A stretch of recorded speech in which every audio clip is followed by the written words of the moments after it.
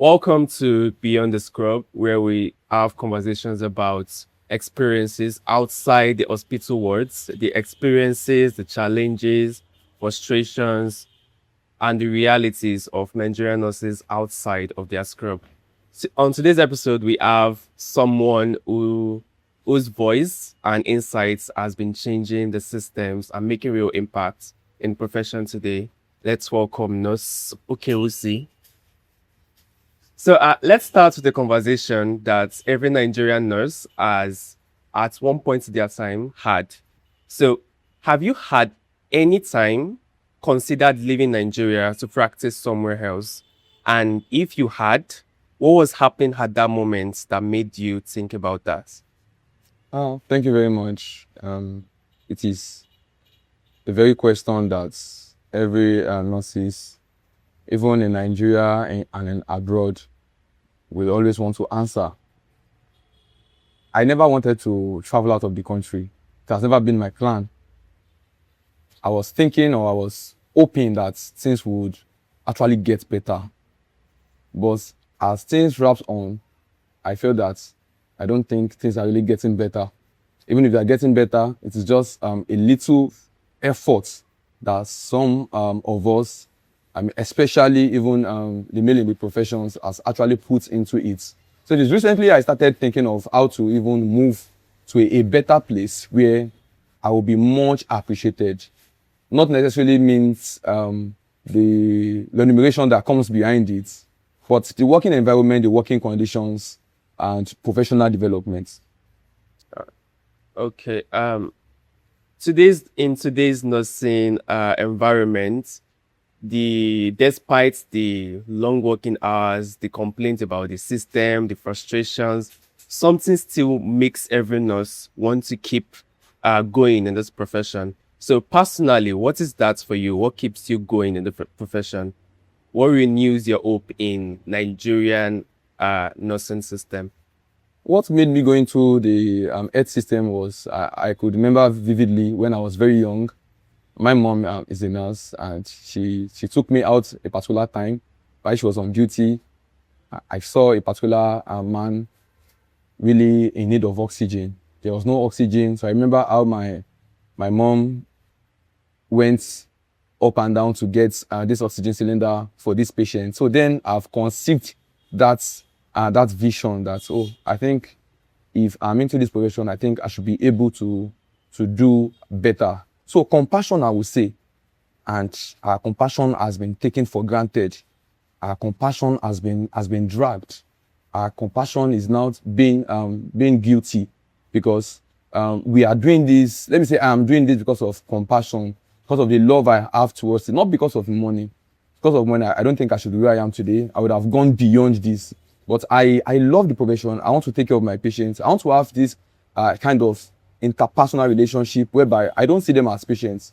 I see them as my family members. So this keeps me moving, and I do help my subordinates coming up, my younger ones coming up. This is the reason why I'm into the profession. The love for patients, the love for care. Because I don't want to see anyone suffering, being the health cheating against them, not really in their good system. When you see somebody in their bad health, of course we want to to do more.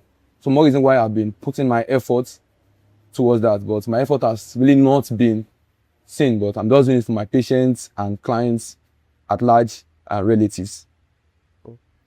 So, statistically collected from nurses living in Nigeria, it's been revealed that what they struggle with the most is the system. That's their main problem. So, has there been any time where you felt genuinely disappointed or you felt betrayed by the system? And how did that change your view of the profession? Yeah, thank you. There are many factors that cannot be emphasized, factors that we can't even consume today. Shall I start talking about even the working system, the working environment?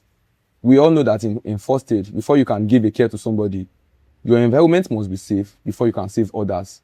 But even my environment where I work is not even safe, and I'm being expected to care for others. I want to just look at it categorically. My environment is not safe, and I'm still saving others.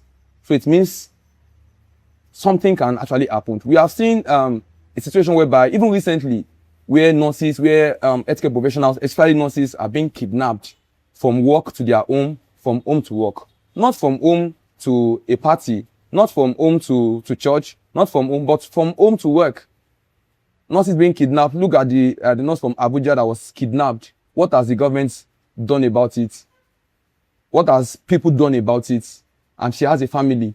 But they believe that once you are caring for them, oh, you should care for them in all totality, holistically. Yes. But if we are not safe, how do we save others? And that is what the people out there doesn't know. The public doesn't understand that if I am not safe, I can't actually save you. But we have been moving out of our jurisdiction. We have been moving out of our environment just to make sure that our patients, our clients are safe, regardless of how they feel about us. We have seen many situations whereby after care, then you hear patients telling you that, what have you done for us? I personally took care of your patients when your mom or your dad, when they were dying, they could not even talk. But later on, they came back to life, and you're asking me, what have I done, and things like that. I remembered when I was working in a particular time, being an A&E specialist, I've been able to work in many departments, and to see how things goes on. There's particular patients who had congestive cardiac failure some time ago and who needed urgent referrals. Urgent referral. I followed the ambulance. Could you believe that I was practically using my leg to hold the stretcher in the ambulance? I was using my leg to hold the stretcher in the ambulance, and I was using one hand to hold the patient, remaining the left hand. For what? And we have our government that can actually make things right. We are not asking for food. We are not asking for water. What we are asking for is good working environments, better working conditions, that I will not improvise what I'm not supposed to improvise. Okay, look at the example I just made. The relatives were like looking at me that, what are you doing? I just have to do it just to make sure that the patient is fine. Referring from a secondary facility to a tertiary facility. I've remembered many times where I've used my mouth-to-mouth breathing to take care of neonates because oxygen got finished. There was no more oxygen. Looking for oxygen all the way. So it's not really because of money and the likes. Though money is part of it. Because if I'm not really appreciated, I don't think the work can really go far. We have been said the profession is a calling. I do tell people now, fine, it's calling, but our calling has been taken for granted. I don't want to be called any longer. I want to work and collect my money because I have a family. Hypothetically, if you were given the authority to change one major policy in nursing, what would be your first change, and how do you think that would affect the profession as a whole? Yes, if I'm given the opportunity to change one thing in the profession, I would want nurses to be at the political policy making. This is where we are not really doing well, and not because we're not really doing well. Traditionally, nurses take care of their patients. They convert their time, their totality towards patient care. So they don't even have time for themselves. Imagine, you see two nurses working in the emergency department, taking care of over 25 patients. Is this practically what we are talking about? Is this what should be? I've remembered when I and a colleague have worked in departments several times, whereby two will work in a 25-bedded ward, emergency department. Even pediatric departments, you see a nurse taking care of about 25 babies. Is that not barbaric? Is that not colossal? It is something that our people, apart from government, even the individuals, the public people, to see. It is not realistic to see teen nurses, one nurse caring for 25. Go to hospitals and see it. There you will see relatives out there coming to fight, because nurses are majorly the bone of the healthcare system. Nurses are the security, nurses are the doctors, nurses are the cashiers, nurses are just everything you could just name. If anything is wrong, they will ask the nurses. But when it comes to policy making, they put them behind. So I would make sure that if I'm given the opportunity to change something, to bring nurses into the policy decision making table, let them, because they stay more with their patients more than 24 hours. So they know what it takes to even run a facility. We have seen many nurses who run organizations. We have seen nurses who run HMO. We have seen nurses who run better organizations, and they are really thriving well. So I will also focus more on their welfareism, because nurses have been underpaid. They are not always appreciated. You could see a CNO not even earning up to 300,000, 400,000, 500,000 at this point. Now, you could imagine, if, okay, let's assume a fresh graduate, from the university seeking for a job. Do you know how much he or she will start being paid from a government settings, which not supposed to be? So I would rather concentrate more on their welfareism, their security, because we are not being secured. The environment is not good for us to even live in. We are even scared to even take care of our patients. I don't know if you permit me to just make another example of a time like that where I dislocated my clavicle because I jumped over a fence because of riots. What happened? Oh, we took care of a patient, and the patient died, not because of complications. The case was they brought the patient, at the odd time, at the time whereby we can just only do a little. And seeing the nurses, they believe that we are everything. These guys came in with cutlass, with guns, and the likes, whereby we don't have securities that could even the securities were not even there 1 hour, 2 hours. I jumped over the fence. I remembered a colleague jumped over the fence just to make sure that we are actually safe. This brings me back to how I started earlier on, that if the environment is not safe, there's no how we'll be able to save others. Today's generation of nurses are becoming more outspoken, more visible. So do you think the nurses today are more courageous, or they are more impatient? And how do you think that energy can be directed to the future of nursing?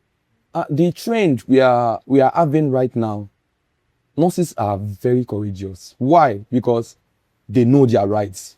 The trends of nurses we are having in Nigeria presently, you see them in social medias advocating for people, for patients, clients, families, even communities at large. So we don't have that there's this notion.